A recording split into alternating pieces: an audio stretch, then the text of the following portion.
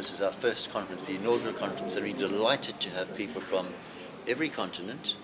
Many have travelled great distances: Australia, Asia, the UK, that's Brexit of course, and Europe, Canada, States, and 14 countries from Africa, because this is a conference for Africa.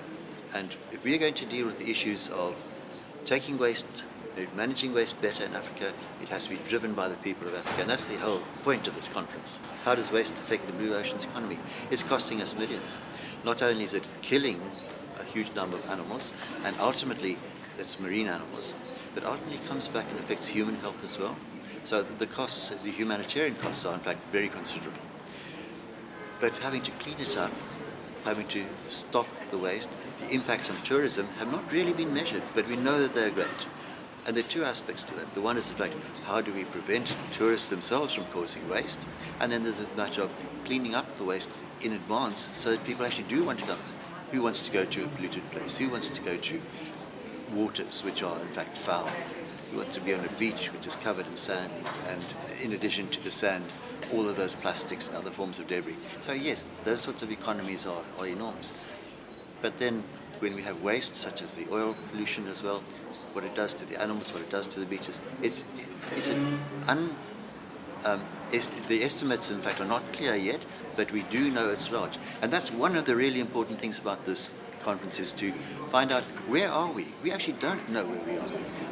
And if you don't know where you are, don't have a baseline, how do you move forwards? How do you develop a strategy? So bringing the people of Africa and elsewhere together to start working out where we are and where we need to go is hugely important to us. Well, there are now 80 hope spots in the world, and those are areas which have been designated as protected areas in a way, but they're not officially protected like a national park.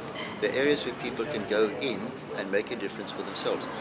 Who makes the pollution? We do. Who needs to clean it up? We do.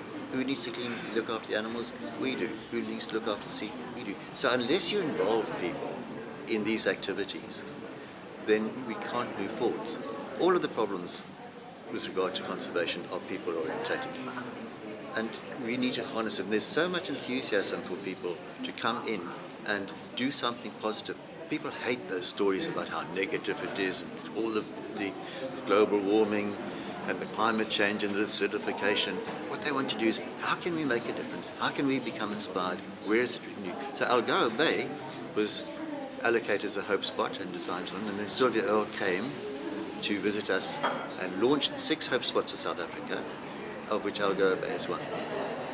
Did you know that 51% of all of the penguins, African penguins, actually nest here in Algoa Bay? So this is in fact the key for the future of the penguins. But then a whole lot of other seabirds and many other marine forms of life. But we have an economy here that is geared to the sea. If we want to in fact thrive in the Eastern Cape, we need the people of the Eastern Cape to help us with this. We should actually have more hope spots in the Eastern Cape. We'll get there.